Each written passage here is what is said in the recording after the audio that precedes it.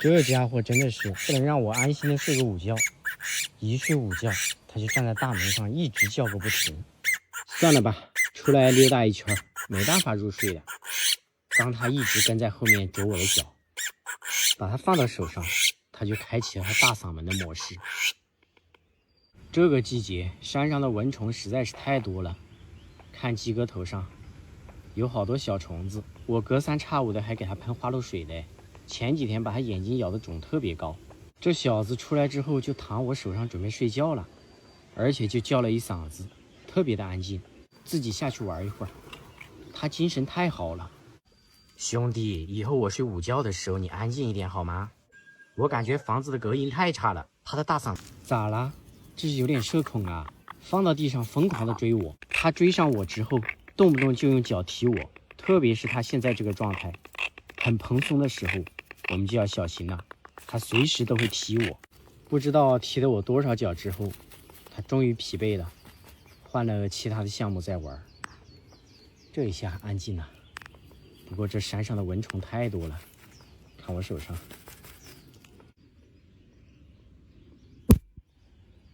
我不光要給自己趕蚊子，還要給雞哥趕蚊子。這山上的蚊子可能已經好久沒有看到能站在這裡不動讓他們咬的。趕緊啊，兄弟，吼兩嗓子我們好回去。這山上的蚊子太多了。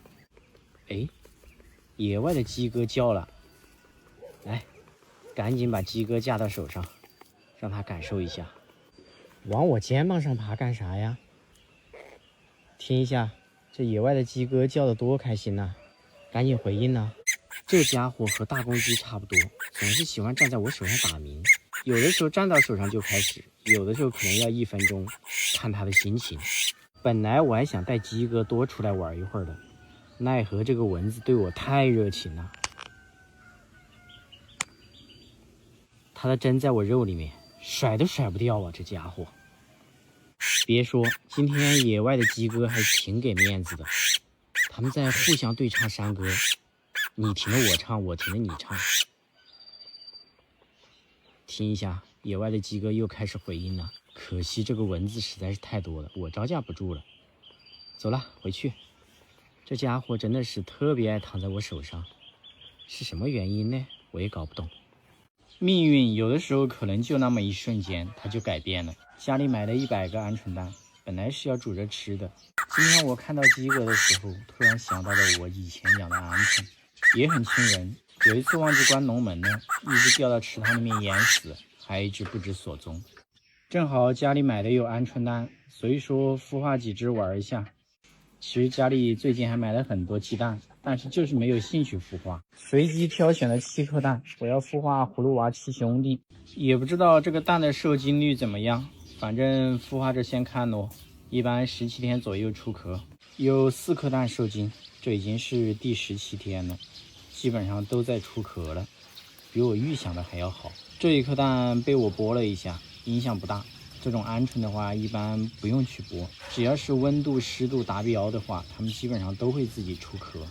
這一顆也在自己啄殼，還有一個太黑了看不到，不知道什麼情況。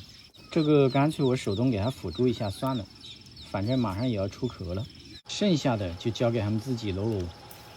又是新的一天，我的葫蘆娃7兄弟這3只順利出殼了，蛋殼全部捏碎，然後給狗皮膏藥吃。被我輔助的那一只昨天就出殼了，另外一只昨天晚上出殼的，今天早上又出殼了一只，還有一顆蛋到现在沒動靜，我也懶得看了。有沒有覺得它們特別小，我都不敢放地上，估計一跑就沒了。剛剛放到地上試了一下，太活躍了，特別是這一只穿深色背帶褲的。安全起見，找一個小鳥吃食物的盒子給它們放着，然後我要試一下它們的躺手能力。剛有一只一躺到手上就直了，真的就這一只穿背带褲的非常與眾不同啊，給它往手上一放，它就這個樣子了。換一只試一下，一點都不好使。最小的這一只我也試一下，這家伙也不願意這麼躺着啊，怎麼穿背帶褲的就這麼與眾不同呢？而且讓我想起了一位故人。來，我們再來玩一下。你們看他動作一气呵成，還挺好看的。真有這麼神奇嗎？再試一下，就是這麼神奇。就這性格，以後必須要重点培養。来，见一下布丁，以後你們都是好朋友了。放在狗布丁的身上，你別拿屁股坐它啊，這一下就扁了。哎，這家伙你幹的啥事兒啊？算了，你還是躺在我手上吧，安全又有保障。我們家布丁最大的優點就是不会欺负任何一個小动物，換成其他的狗子，可能就会一口一個。走了，趕緊住保溫箱。前幾天下暴雨，我在池塘的这個角落撿到了一只被淋濕的喜鹊，應該是掉到池塘裡面去的。就是這個家伙，我用吹風機給它吹乾以後，它居然問我要吃的，我才意識到這是我放生的喜鵲之一。掉到池塘的原因我不知道，慶幸的是沒有被淹死。今天是一個好天氣，而且它好像也沒什麼問題，能吃能喝的。這幾天都不知道吃了我多少條面包蟲了，所以說就把它给放了吧。哎，往哪兒飛呀，你這小伙子？這是準備耐着不走是吧？居然上手了，好瘦啊，站在手上特別輕。飞走了。這幾天算是很照顧它了，吃了我不少面包蟲，關鍵是它一點都不怕人。放生的那一只紅嘴蓝雀也回來了，現在羽毛也換的差不多了，嘴巴都開始變紅了，挺好看的，就是很怕人，我一靠近它就飛走了。這個野化還是相當不錯的。你這家伙嘞，要向別人學習哦，也飛走了。本來我以為這一次放了之後我們會就此別過，沒想到剛剛我騎車從這裡路過，它居然飛到我頭上站着。更加離譜的是，它居然飛到家裡面來，看到了我放在盒子裡面的面包蟲，試圖把它給偷走。這幾天我天天給它搞吃的，就是用這個盒子裝的面包蟲，它居然已經熟悉了。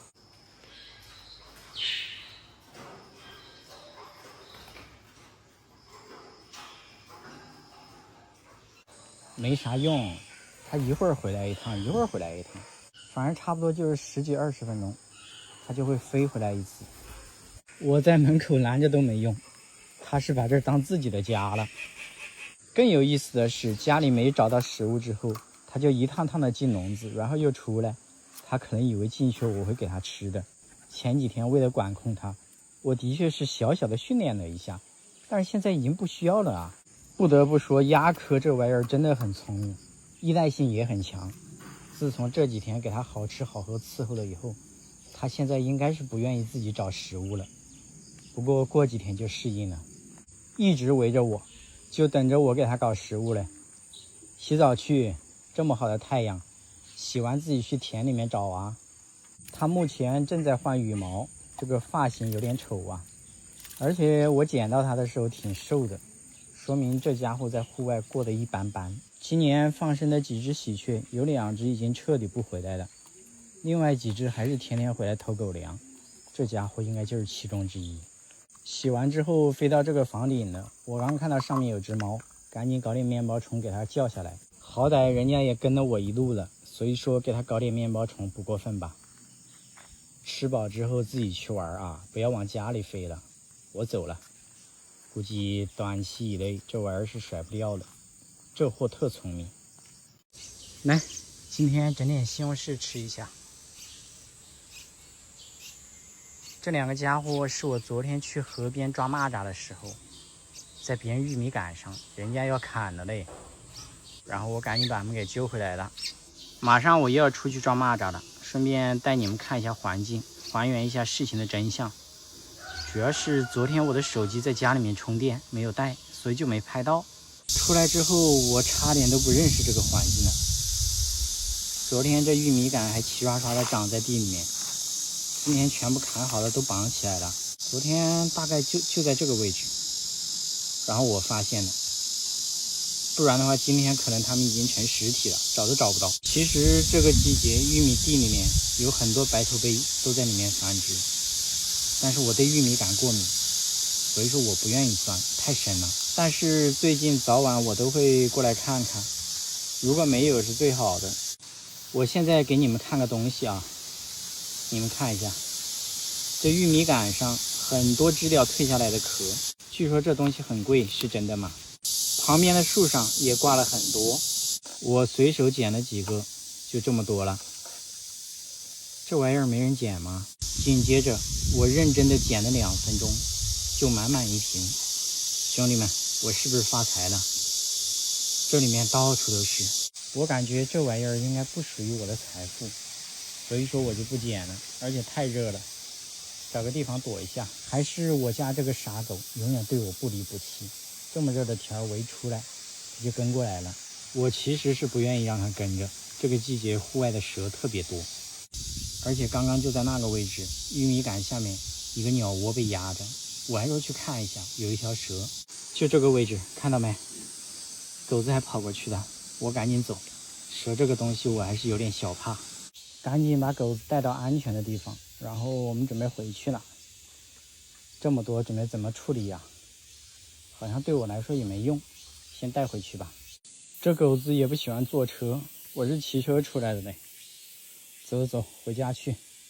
這鳥是真跟我有仇啊！剛我看到它叼材料在這裡做窩，我就過來問了它一句：“你是誰？”結果它就開始咬我的腳，欺負我穿拖鞋啊！這家伙。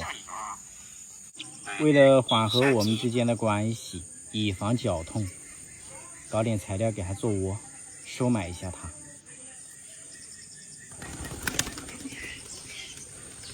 我說怎麼突然之間所有的鳥全部都飛了？來了一只游隼，不知道抓了個啥，鑽到這裡面去了，沒看清楚，該不是我的鴿子吧？趕緊回去看一下。還有幾只鴿子放在外面，我也搞不清楚啊。反正刚剛一瞬間全部都躲起來了。地上還撿了一只不會飛的魔術鴿，這背上可能是公鴿子給弄傷的，毛都薅沒了。這家伙的警惕性也真是夠高的，剛一瞬間就躲起來了，也不做窩也不咬我了。我都轉了一圈了，它還不出來。最後可能覺得戶外徹底安全了之後，它終於是悄悄摸摸的出來了。趕緊做窩啊，冬季還沒來，還可以繁殖嘞。說的都是啥呀？這別開了，趕緊進窩，猛禽馬上又來了。你們看着啊，我現在用手機放剛才猛禽過來的一瞬間。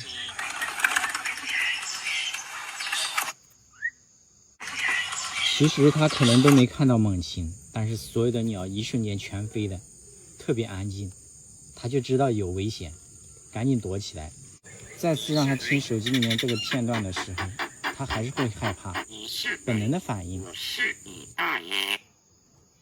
反正就是不怕我，從這邊路過就問了他一句話，就開始咬我的腳。幾點了？幾點了我不清楚，但是可以給你送點材料。哎呀媽呀，你咋又在咬我嘞？這小伙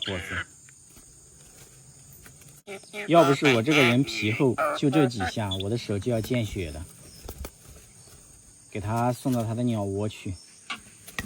路過的我操碎了心，我把它塞進去之後，他把剛剛放進去的材料又扯出來了，所以說這個窩做好幾年都沒做好，是有原因的。實在是這個紙你不需要的話，還是給我吧，留着上廁所也可以啊，也不能浪費。現在掙錢多難呢，還是讓他自己找材料吧。而且我剛剛看了一下，它窩裡面真的是連一個毛都沒有。不過裡面有一顆蛋，預計不出3天就會被它玩碎。要不我們把蛋拿出來看看？哎呦，這小子，哎呀，這一口見血了。所以說啊，一定要遠離這貨啊。這一次我也是沒辦法，我就路過，他過來就咬我的腳，我能什麼辦法呢？穿拖鞋不是罪吧？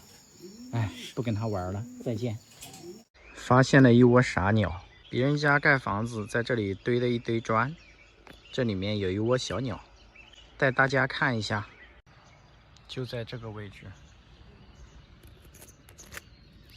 看到沒有？好幾隻小鳥，走吧。希望他們出窩之前，這一堆磚還沒有被用掉。祝你們好運，再見。再來看一下昨天晚上我下的網。有人跟我說下地籠子是違法的，的確是，但是我在自家池塘裡面下一個地籠子應該不影響吧？就像我抓自家池塘裡面的魚，哎，好像有一條很漂亮的魚。哇，有幾條小可愛，我們把它拿起來看一下。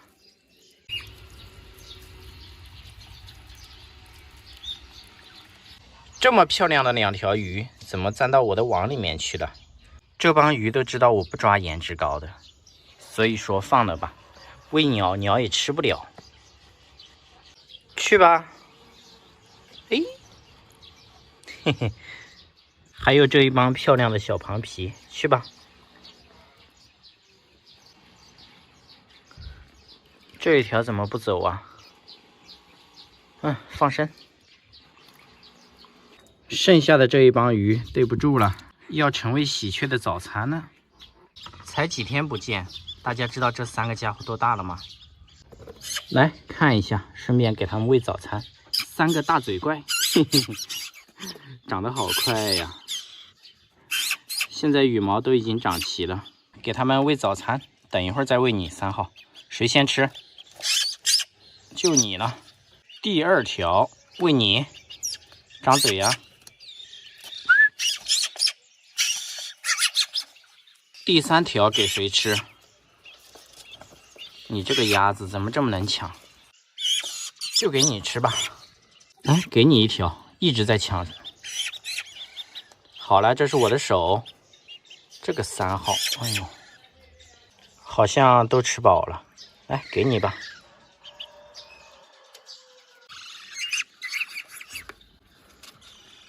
剛剛抓那麼多魚，一餐就吃完了。好像還沒吃飽，還在叫。等一會兒再吃啊！馬上給他們煮雞蛋。雞蛋已經煮好了，他們好像又餓了。看一下，哦，差點把我手都疼了。因為現在天氣太熱了，也沒給它餵水，所以饲料就拌得比較稀。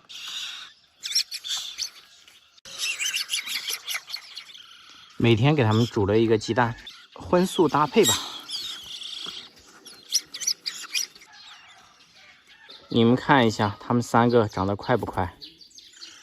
羽毛都長齊了，尾巴都這麼長了。但是離學飛還有一段時間。體型越大的鳥，學飛的年齡越晚，因為它體重擺在那裡。如果說是小型鳥的話，像翅膀有這麼長，尾巴有這麼長的話，都能飛好幾米了。但是像喜鹊這麼大塊頭的鳥，基本上還在剛剛學走路，離出窩還有一段時間。這一下是徹底吃飽了。你們3個大嘴怪，早點長大。我又撿到小鳥了，身上濕漉漉的，一只剛學飛的黃藤鳥。昨天也是下了半天的暴雨啊，積水挺多的。我剛剛吃完飯，騎着我的小電驢，說帶布丁出去溜達一圈，結果就在這邊發現這個家伙在水坑裡面。還好水不是特別深，不然的話它已經淹死了。正常情況下，这種學飛鳥，如果不是因為它的翅膀打濕了，基本上是抓不到的。我已經聽到了它父母的呼喚，就在前面那一片菜地裡面。哎，這裡剛剛我看到還有一隻，布丁聞了一下它，一下就鑽到這一塊紅薯地去了。看來這是一窩啊，都在這裡。我已經看到它的父母了，好着急呀，在那裡叫的。這家伙也是真奇怪，孩子掉到水溝裡面，不管不問，被我救起來了。他現在着急了。本來我準備把這個家伙直接放了的，但是這身上濕漉漉的，離家又近，我決定帶回去用吹風機給它羽毛吹乾了再帶出來放，這樣它的生存幾率更大一些。正準備回家的時候，你們看我在這裡又發现了一個啥？菜地裡面撿了一顆蛋，也不知道是雞蛋還是鴨蛋，已經爆漿了，就原地放生吧。給這家伙帶回來，我剛回家拿個吹風機的功夫，它就跑了，飛又飛不起來。用吹風機把它身上的羽毛吹乾，這樣它生存下嚟的概率就會大很多。最近經常下暴雨，加上鳥都在繁殖最後一窝，所以幼鳥還是挺多的。没有被我們遇到也就算了，適者生存嘛。要是遇到了，偶尔给它辅助一下，它就可以活下去。主要要把它肚子上的羽毛给吹干。这種幼鳥肚子上经常都是光秃秃的，受凉之后死亡率是很高的。现在全身的羽毛已经被我给吹干了，是不是立马就不一樣了？看起来呆萌呆萌的。而且我用吹风机给它吹羽毛的时候，它好像特別享受，一動不動。現在帶去放生。戶外碰到這種幼鳥，什麼地方撿到的，就在附近找合適的位置放生。這一塊離馬路稍微遠一點，而且遮擋物比較多，就在這兒給它放了。哎，我發現這幫家伙特別喜歡這一塊紅薯地呀，這隻也鑽到紅薯地去了，飛行能力還挺強的。而且它的父母又過來了，已經發現它了，我們趕緊走。這貨有點過分了，走的時候還在我手上拉一坨大便，擦乾淨帶狗子去玩。這一條沒人要的流浪狗也追過來了，怎麼就沒人把它撿回去養着呢？天天跟着我們家布丁，帶布丁在這個路口吹吹風，挺涼快的。不過我總感覺要下暴雨了。那一條小狗子已經跑了，出來還不到10多分鐘，下大了。溜了，回家去。希望那個小家伙能挺過這一場暴雨，祝福他吧。看一下這是什麼蛋，在豬圈裡面。本來我是要過來撿鴨蛋的，一個都沒撿到。雞蛋撿了一大堆呀，這小野雞真的是到處下蛋，有幾個都已經爆漿了。之前我就發現了有蛋，以為它們自己會孵化，結果戰線越拉越長，蛋越來越多。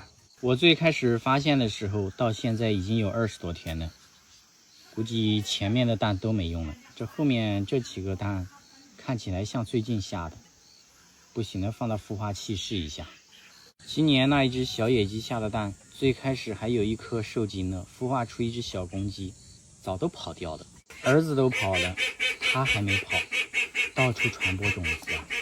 你們看一下這個位置多隱蔽，它都不在這裡面下蛋，居然選擇在豬圈裡面。把蛋帶回去，稍微清洗一下，放到孵化器，太髒了。孵化的第8天，檢查了一下，有3顆受精蛋，其他都是沒用的，還不錯，要早點拿回來，估計都能孵化出來。孵化到第24還是第25天的時候，我都已經忘了這個事兒了。聽到孵化器裡面有小雞的叫聲，我突然想起來了，打開一看，3隻都出殼了。我估計昨天都出殼了，沒注意。這家伙特別頑強，只要是受精蛋，你放到孵化器，溫度、濕度都是正確的，基本上沒有孵化不出來的。身上的羽毛都已經乾了，發現的有點晚嘍。這是一顆鴿子蛋，還沒出殼。先把這幾個家伙放到保溫箱裡面去，溫度調個36度，小雞飼料和水放好，讓他們今天好好的休息一天，餓了一天了。保溫箱裡面住了一天，這幾個小家伙生龍活虎的，今天溫度還不錯，帶他們出來溜達一圈。剛剛我還準備帶着他們去找雞媽媽的，結果找了一大圈，雞媽媽今天不知道去哪兒了。算了吧，反正他們也不認識了。今天溫度也不低呀，都上了20度了。出來溜達了一圈，他們精神狀態都不是特別好了。算了，還是先住保溫箱，稍微大一點把他們全部給放了。別的科爾鴨一天到晚都乾乾淨淨的，這個家伙特別喜歡在臭水溝裡面。看着髒的，本來是純白色的，髒的没辦法看呢，所以只要被我看到的，肯定要把它丟到池塘裡面洗一下。讓他找回一點自信。丟個鴨子的功夫，被這家伙看到了，追過來就咬我的腳，別說還挺痛的。這貨這一次換完羽毛之後，你們還認識嗎？這就是3號，太醜了，我最不喜歡這個顏色。那有什麼辦法呢？再醜也是自己養大的，是吧？只能忍着。順手再撿個鴨蛋。過這麼久，鴨子終於又開始下蛋了。撿起來一看，秋季的第1顆蛋是破的，不過破的範圍不是很大，可以修補一下。如果遇到這種蛋破的一點點，可以用膠布給它封起來，把這個破的位置給它封好，不漏氣。基本上蛋正常的話可以孵化出來，我之前就孵化過。之前這一顆鴨蛋情況也是一模一樣的，我用膠布給它封起來了，而且封起來之後我就放到孵化器，20多天我都沒看有沒有受精，我都不知道。突然有一天我打開孵化器，我發現它自己着殼了。我是把大頭給封起来的，結果它從小頭着殼。當時這一顆蛋着殼過了2天沒什麼動靜，於是我就手賤的給它輔助了一下。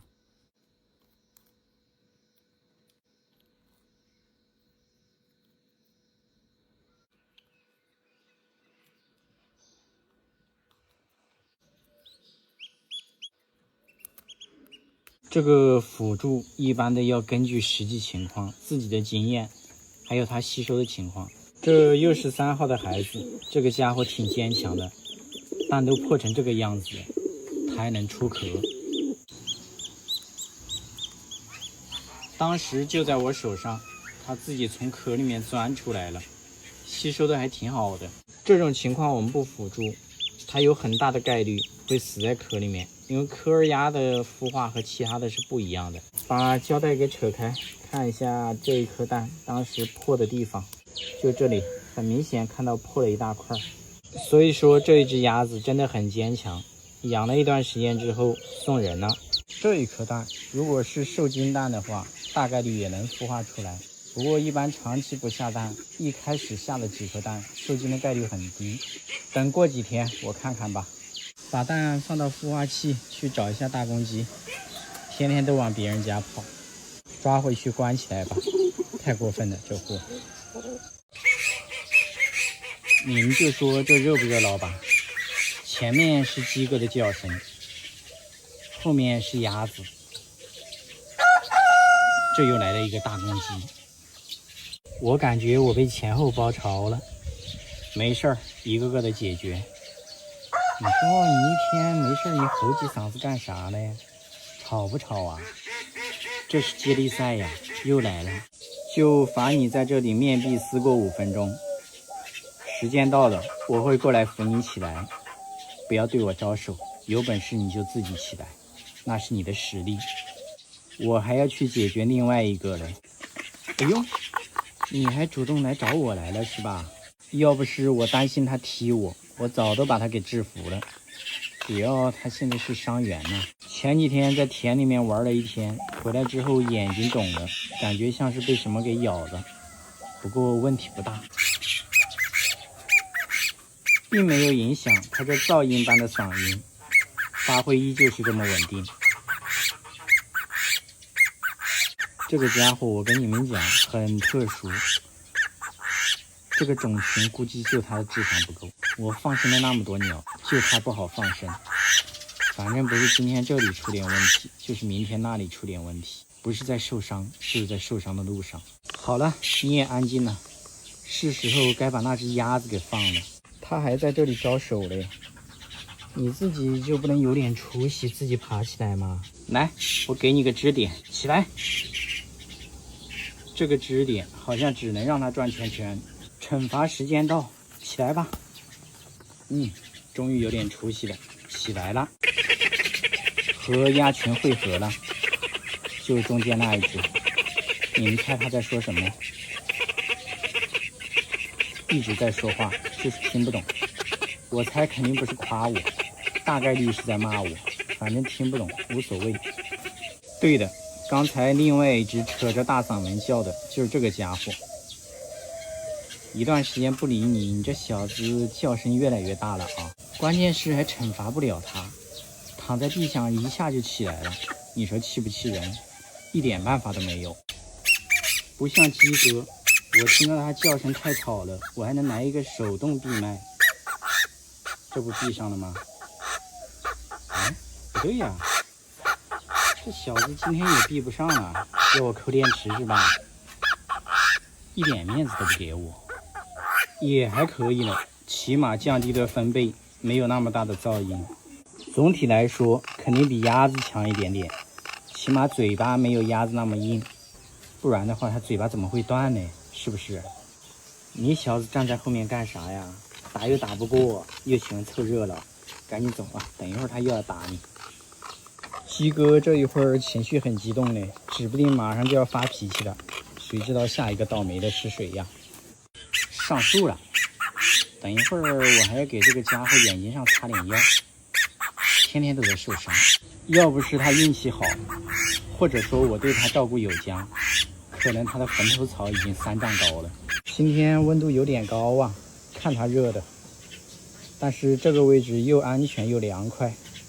等他午休一會兒，晚點給他擦點藥。鴨子都下水了，奇怪哦，最近鴨子也不追人了，也是好事，免得我招架不住。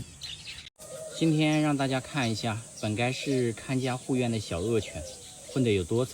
這2天我總是能在狗窩裡面看到很多小樹枝和鴨子的羽毛，起初我還挺奇怪的，直到今天早上破案了，一只該死的鴿子居然想把窩做在狗窩裡面。這要是換成其他狗，這鴿子可能早已經是這一塊那一塊了吧。我說狗子咋這2天不進狗窩嘞？原來窩都被你霸占了，這就有點過分了啊！必須要幫我家狗子找回一點面子。來，狗子，你嚇唬嚇他，我不怪你，快點。哎，還挺友好的。狗子对他是一點惡意都沒有，我剛把他放了，他又進狗窩了。狗子看到我在這裡，他自己過來了。來，今天我就是塞也要把你塞到狗窩裡面去。進去啊，進，怕啥嘞？我在這兒嘞。這狗子沒救了，死活都塞不進去，就躺在門口，鴿子也不讓。最後我強行把狗子給塞進去了，他死活都不進了。好了，這狗子真沒用，鴿子一點都不害怕。咋了？你還咬我啊？我發現我養的鴿子一個比一個脾氣大，都喜歡咬人。我已經把狗窩裡面的草給清理了，不然的話，明天这個窩可能已經做好了，那狗子就沒地方睡了。這一個個的繁殖可積極了，送都送不完。這裡還有一窩嘞，我看一下，咋脾氣這麼暴躁嘞？不看了，不看了。我記得他上一窩的孩子好像剛長大，又開始了。他們上一窩的孩子在這裡嘞，剛長大又開始了。我感覺今年冬季猛禽一點都不缺吃的。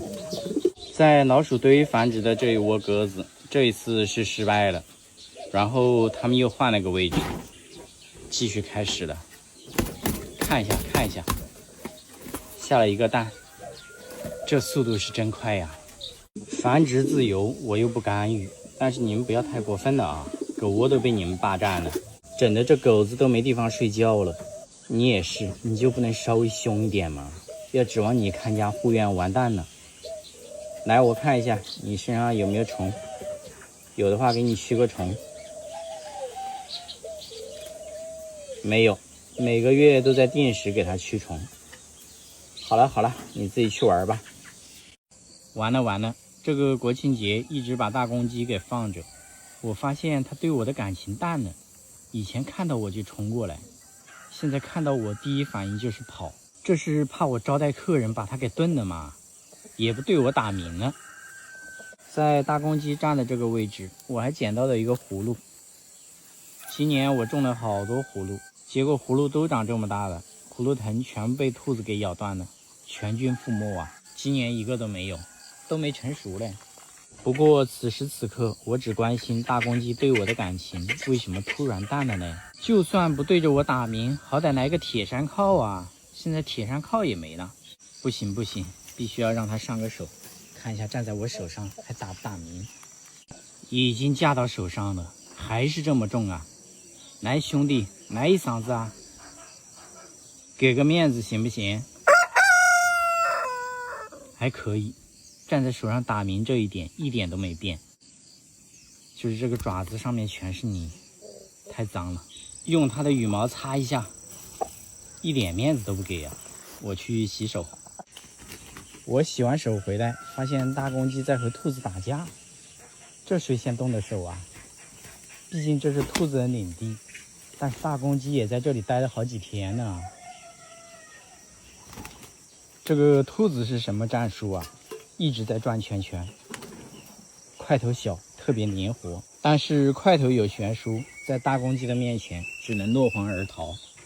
今天早上我发现有一只兔子在这個位置打洞，不知道它這個洞打到什麼程度了。來看一下，就這個家伙。本來之前我都把它給關起來了，這2天又把它給放了。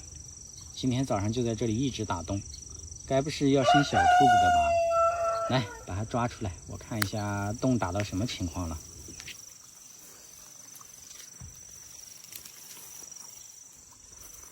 它的无影腳差點把我給踢到了，先用一個陣法把它困在裡面。旁邊還有一只兔子也在打洞，不過下面都是水泥，我不操心。一早上又能打多少嘞？還好，這個洞不深，我相信它逃不出我的五指山。然後把這個家伙給放了，它正在果洞的上方。這個果洞可能以為有獵物過來了，一直盯着看呢。要遠離這個家伙，太危險了。哎，大公雞跑哪裡去了？在這裡。最近這幾天把它放出來之後，它不僅对我愛答不理的，而且從來不找別人家的母雞了，就在家門口晃悠，挺好的，我覺得。這可能是它對我沒興趣的主要原因。只要是不瞎跑就可以了，我不怎麼操心。然後好久沒有出太陽了，它正在曬太陽了。行吧，讓它自己玩，我也出去溜達一圈。